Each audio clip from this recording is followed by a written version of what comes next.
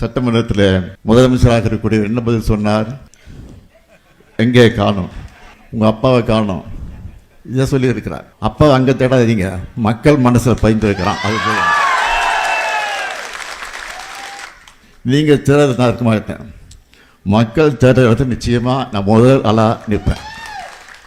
இன்னைக்கு இருக்கக்கூடிய முதலமைச்சரை கேட்டுக்கொள்கிறேன், கோட்டையில தான் கோப்புகள் எல்லாம் இருக்கிறது.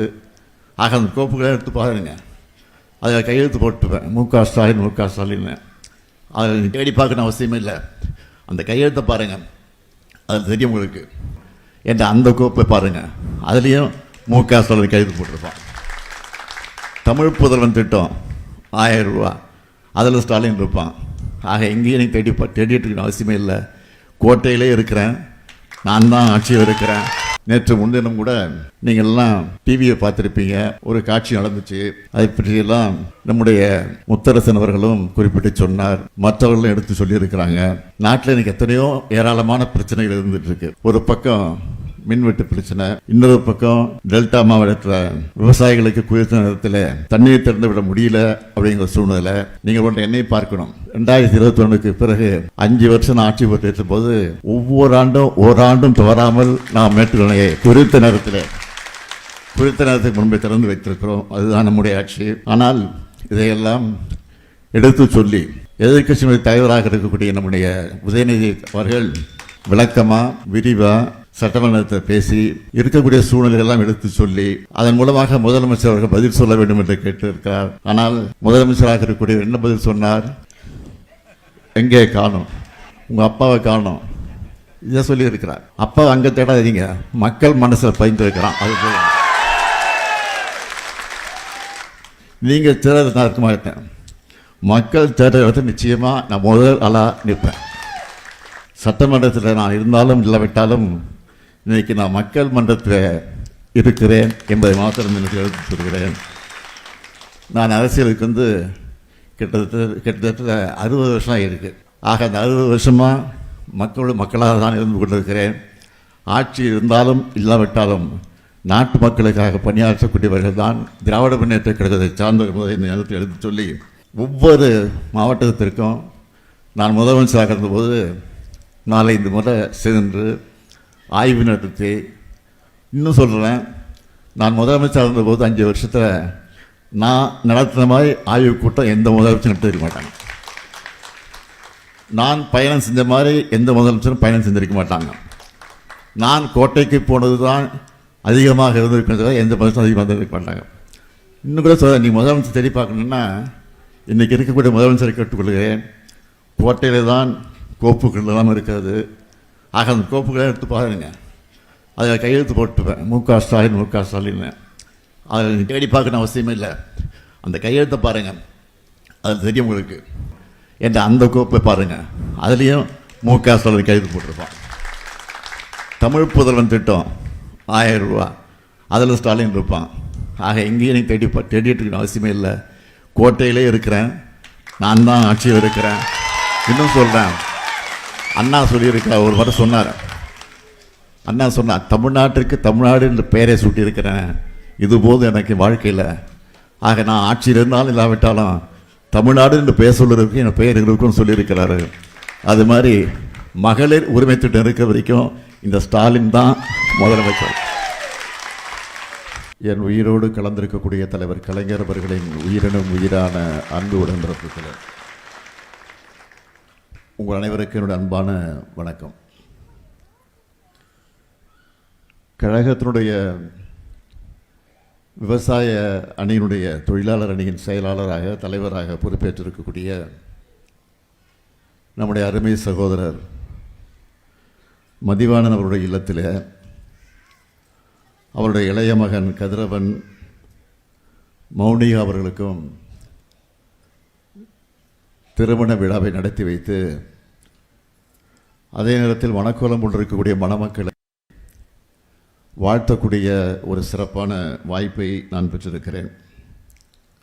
அதற்காக நான் அளவு கடந்த மகிழ்ச்சி அடைகிறேன். நான் பல்வேறு வகைகளில் இந்த விழாவில் பங்கேற்கிற போது மகிழ்ச்சி அடைந்திருக்கிறேன். ஒன்று, மதிவான இல்லத்தில் நடைபெறக்கூடிய மணவிழா நிகழ்ச்சி. ரெண்டாவது மகிழ்ச்சி என்னன்னு சொன்னீங்கன்னா, கலைஞர் வளர்ந்த மண்ணில், கலைஞர் வளர்த்த மண்ணில், இந்த திருவாரூர் மண்ணில் நடைபெறக்கூடிய மணவிழா இந்த நிகழ்ச்சி. ஆக அப்படிப்பட்ட திருவாரூரில், அதுவும் தலைவர் பெயரால் அமைந்திருக்கக்கூடிய இந்த கலைஞர் கூட்டத்தில், அதையும் தாண்டி சொல்லணும்னா, இந்த அரங்கம் கலைஞரை ஈண்டெடுத்த அவருடைய அன்னை, என்னுடைய பாட்டி அஞ்சுக அம்மையார் பெயரில் அமைந்திருக்கக்கூடிய இந்த அஞ்சுகம் அரங்கத்தில் நடைபெறக்கூடிய மணவிழா. ஆகவே நான் பல்வேறு கோணங்களில் இந்த விழாவில் பங்கேற்கிற போது மகிழ்ச்சி அடைஞ்சிட்டு இருக்கிறேன். மதிவாணன் குடும்பத்தில் நான் ஏற்கனவே அவருடைய சகோதரர் காமராஜர் அவருடைய மணவிழாவை நான் தான் நடத்தி வைத்தேன். நான் எண்ணி பார்க்கிறேன், ஏறக்குறைய நம்முடைய மதிவாணன் அவர்களை இங்கே எடுத்து சொன்னார்.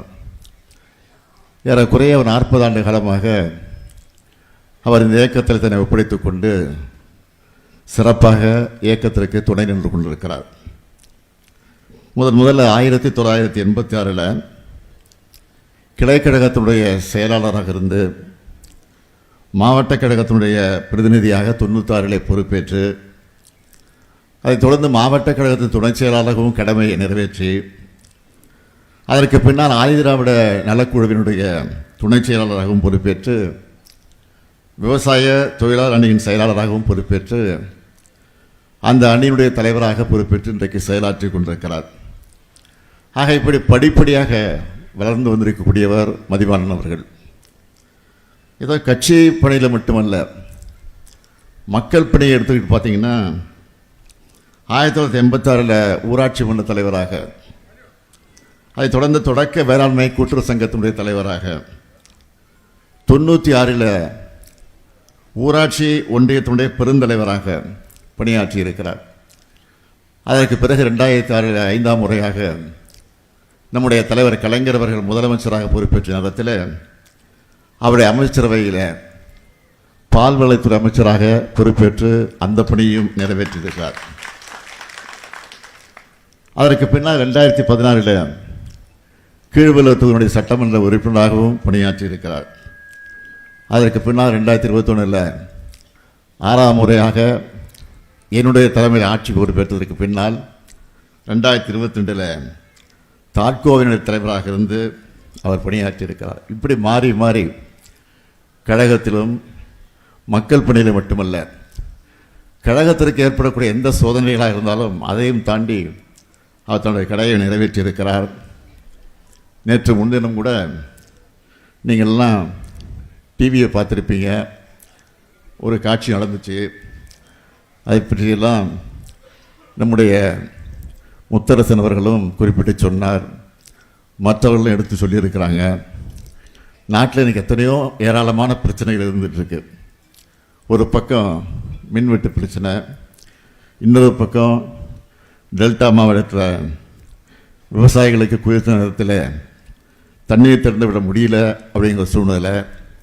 நீங்கள் ஒன்று என்னை பார்க்கணும், 2021 பிறகு 5 வருஷம் நான் ஆட்சி பொறுப்பேற்ற போது ஒவ்வொரு ஆண்டும் ஓராண்டும் தவறாமல் நாம் மேட்டுக்கணையை குறித்த நேரத்துக்கு முன்பே திறந்து வைத்திருக்கிறோம். அதுதான் நம்முடைய ஆட்சி.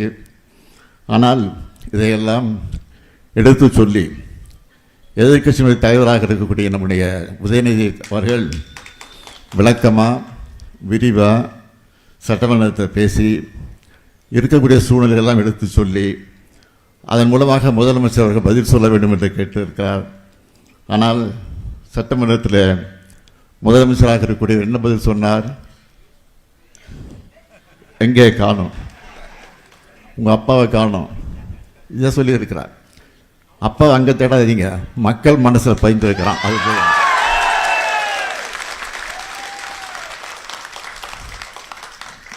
நீங்கள் தேர்தல் நான் இருக்க மாட்டேன், மக்கள் தேர்தல் நிச்சயமாக நான் முதல் ஆளாக நிற்பேன். சட்டமன்றத்தில் நான் இருந்தாலும் இல்லாவிட்டாலும் இன்றைக்கி நான் மக்கள் மன்றத்தில் இருக்கிறேன் என்பதை மாத்திரம் எனக்கு எடுத்து சொல்கிறேன். நான் அரசியலுக்கு கிட்டத்தட்ட 60 வருஷம் இருக்குது. ஆக அந்த 60 வருஷமாக மக்களோடு மக்களாக தான் இருந்து கொண்டிருக்கிறேன். ஆட்சி இருந்தாலும் இல்லாவிட்டாலும் நாட்டு மக்களுக்காக பணியாற்றக்கூடியவர்கள் தான் திராவிட முன்னேற்ற கழகத்தை சார்ந்த என்பதை இந்த நேரத்தில் எடுத்து சொல்லி, ஒவ்வொரு மாவட்டத்திற்கும் நான் முதலமைச்சராக இருந்தபோது 4-5 முறை சென்று ஆய்வு நடத்தி, இன்னும் சொல்கிறேன், நான் முதலமைச்சராக இருந்தபோது 5 வருஷத்தில் நான் நடத்தின மாதிரி ஆய்வு கூட்டம் எந்த முதலமைச்சரும் நடத்திருக்க மாட்டாங்க. நான் பயணம் செஞ்ச மாதிரி எந்த முதலமைச்சரும் பயணம் செஞ்சிருக்க மாட்டாங்க. நான் கோட்டைக்கு போனது தான் அதிகமாக இருந்திருக்கிறது, எந்த முதலமைச்சரும் அதிகமாக இருந்திருக்க மாட்டாங்க. இன்னும் கூட சொல்ல, நீ முதலமைச்சர் தேடி பார்க்கணுன்னா இன்றைக்கி இருக்கக்கூடிய முதலமைச்சரை கேட்டுக்கொள்கிறேன், கோட்டையில் தான் கோப்புகள் எல்லாம் இருக்கிறது. ஆக அந்த கோப்புகளை எடுத்து பாருங்க, அதில் கையெழுத்து போட்டுப்பேன், முக ஸ்டாலின். அதை தேடி பார்க்க வேண்டிய அவசியமே இல்லை.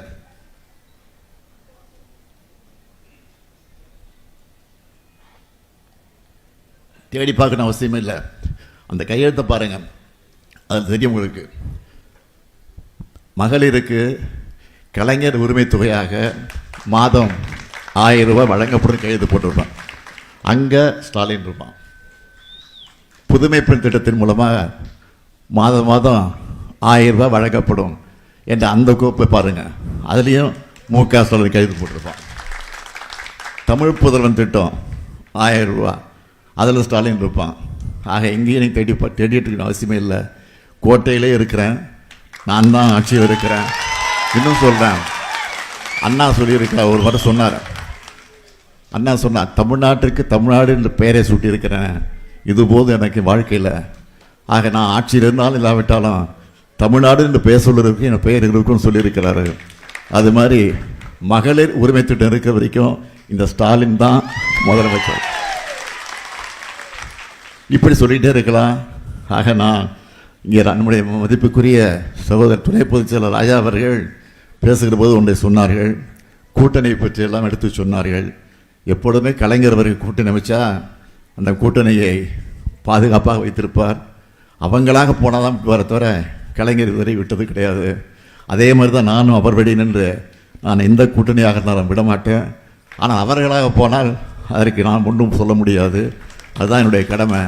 ஆனால் இன்றைக்கு இருக்கக்கூடிய மக்கள் எல்லாம் கூட்டணியே தேவையில்லை என்று தான் சொல்லி கொண்டிருக்கிறார்கள். நிச்சயமாக அதையும் நாங்கள் விரைவில் பரிசீலிப்போம் என்பது மாத்திரம் எடுத்து சொல்லி, மனக்கோலம் கொண்டு இருக்கக்கூடிய மணமக்கள் வாழ்க்கையில் எல்லா நன்மைகளும் பெற்று சிறப்போடு வாழ்வாங்கு வாழ்ந்து புரட்சி கவிஞர் பாவேந்தர் பாரதிதாசன் எடுத்து சொல்லி இருக்கக்கூடிய வீட்டிற்கு விளக்காய் நாட்டிற்கு தொண்டராய் வாழுங்கள் வாழுங்கள் வாழுங்கள் என்று வாழ்த்துகிறேன். அதே நேரத்தில் மனக்கோலம் கொண்டு இருக்கக்கூடிய மணமக்களுக்கு ஒரு அன்பான வேண்டுகோள், உங்களுக்கு பிறக்கக்கூடிய குழந்தைகளுக்கு அழகான தமிழ் பெயர்களை சூட்டுங்கள் என்பதை மாத்திரம் இந்த நேரத்தில் சொல்லி விடைபெறுகிறேன். நன்றி, வணக்கம்.